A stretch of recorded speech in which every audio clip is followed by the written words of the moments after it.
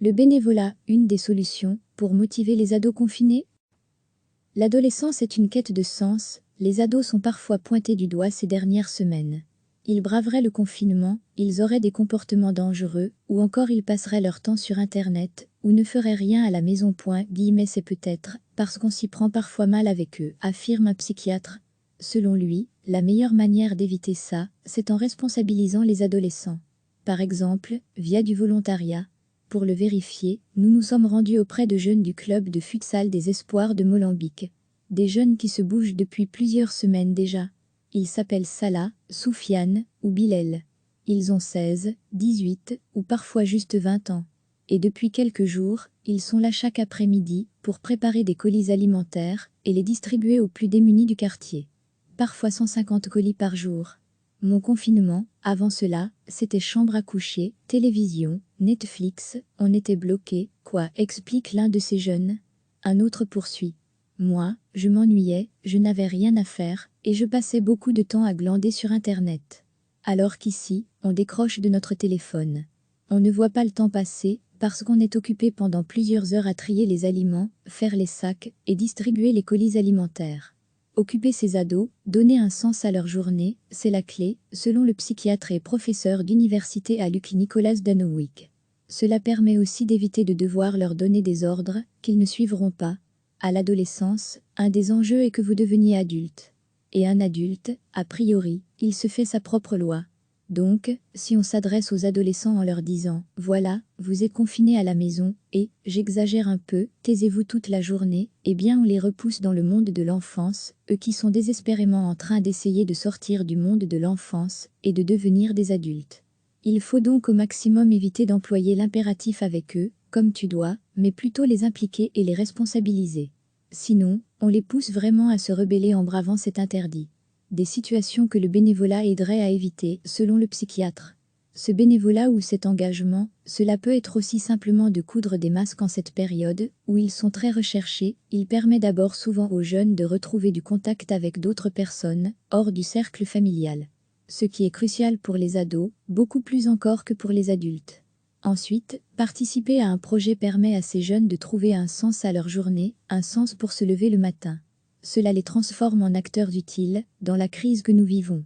Et, du coup, cela les responsabilise positivement. Ils se sentent donc valorisés et ont beaucoup moins envie de braver des interdits parce que cela nuirait à une cause qu'ils aident à défendre. À Molenbeek, les jeunes confirment que leur quotidien a changé depuis qu'ils participent au projet de colis alimentaires. Croyez-moi, on se sent apaisé après une journée ici parce qu'on a le sentiment d'avoir fait quelque chose de très, très utile. Cela permet aussi d'avoir beaucoup moins de conflits à la maison, puisqu'on n'est plus coincé en permanence, toute la journée avec ses parents et ses frères et sœurs. Un autre jeune raconte. Hier, j'ai participé à la distribution des colis qu'on dépose devant chez les gens dans le besoin qui font appel à nous. Nous sommes notamment passés chez une dame âgée qui m'a expliqué que cela fait 2 ans qu'elle ne sort presque plus de chez elle. Elle n'a pas de famille, pas d'enfants et personne qui peut l'aider. C'est un peu triste, je trouve.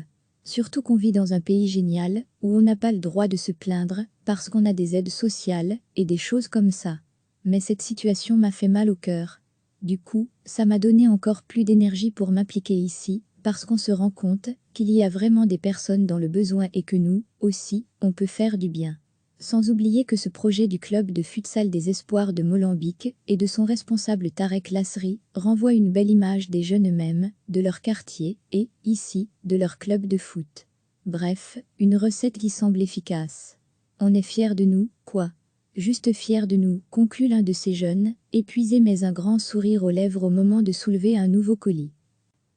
Si vous souhaitez soutenir ce projet de l'Espoir Molenbeek, vous pouvez faire un don au numéro de compte BE 35 3630 6080 9037. Pour les infos, le numéro de téléphone à former est le 0489/00 92 65, accessible du lundi au vendredi de 12 h à 16 h. Le quartier général du club et de la distribution se trouve rue de Ribeaucourt 48 à Molenbeek.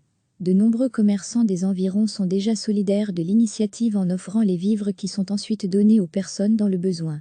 Recevez chaque matin l'essentiel de l'actualité. Les ados sont parfois pointés du doigt ces dernières semaines.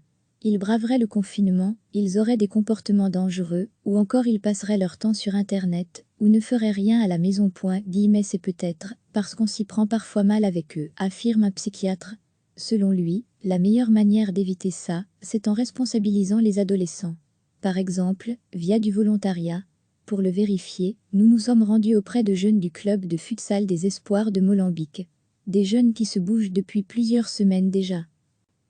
Ils s'appellent Salah, Soufiane ou Bilal. Ils ont 16, 18 ou parfois juste 20 ans. Et depuis quelques jours, ils sont là chaque après-midi pour préparer des colis alimentaires et les distribuer aux plus démunis du quartier. Parfois 150 colis par jour. Mon confinement, avant cela, c'était chambre à coucher, télévision, Netflix, on était bloqués, quoi, explique l'un de ces jeunes. Un autre poursuit. Moi, je m'ennuyais, je n'avais rien à faire, et je passais beaucoup de temps à glander sur Internet. Alors qu'ici, on décroche de notre téléphone. On ne voit pas le temps passer, parce qu'on est occupé pendant plusieurs heures à trier les aliments, faire les sacs, et distribuer les colis alimentaires. L'adolescence est une quête de sens. Occuper ses ados, donner un sens à leur journée, c'est la clé, selon le psychiatre et professeur d'université à l'UCLI Nicolas Danowick. Cela permet aussi d'éviter de devoir leur donner des ordres qu'ils ne suivront pas. À l'adolescence, un des enjeux est que vous deveniez adulte. Et un adulte, a priori, il se fait sa propre loi. Donc, si on s'adresse aux adolescents en leur disant « Voilà, vous êtes confinés à la maison et, j'exagère un peu, taisez-vous toute la journée », eh bien on les repousse dans le monde de l'enfance, eux qui sont désespérément en train d'essayer de sortir du monde de l'enfance et de devenir des adultes. Il faut donc au maximum éviter d'employer l'impératif avec eux, comme tu dois, mais plutôt les impliquer et les responsabiliser. Sinon, on les pousse vraiment à se rebeller en bravant cet interdit. Des situations que le bénévolat aiderait à éviter, selon le psychiatre. Ce bénévolat ou cet engagement, cela peut être aussi simplement de coudre des masques en cette période, où ils sont très recherchés. Il permet d'abord souvent aux jeunes de retrouver du contact avec d'autres personnes, hors du cercle familial. Ce qui est crucial pour les ados, beaucoup plus encore que pour les adultes. Ensuite, participer à un projet permet à ces jeunes de trouver un sens à leur journée, un sens pour se lever le matin. Cela les transforme en acteurs utiles dans la crise que nous vivons. Et, du coup, cela les responsabilise positivement. Ils se sentent donc valorisés et ont beaucoup moins envie de braver des interdits parce que cela nuirait à une cause qu'ils aident à défendre. À Molenbeek, les jeunes confirment que leur quotidien a changé depuis qu'ils participent au projet de colis alimentaires. Croyez-moi, on se sent apaisé après une journée ici, parce qu'on a le sentiment d'avoir fait quelque chose de très, très utile. Cela permet aussi d'avoir beaucoup moins de conflits à la maison, puisqu'on n'est plus coincé en permanence, toute la journée avec ses parents et ses frères et sœurs. Un autre jeune raconte. Hier, j'ai participé à la distribution des colis qu'on dépose devant chez les gens dans le besoin qui font appel à nous. Nous sommes notamment passés chez une dame âgée qui m'a expliqué que cela fait 2 ans qu'elle ne sort presque plus de chez elle.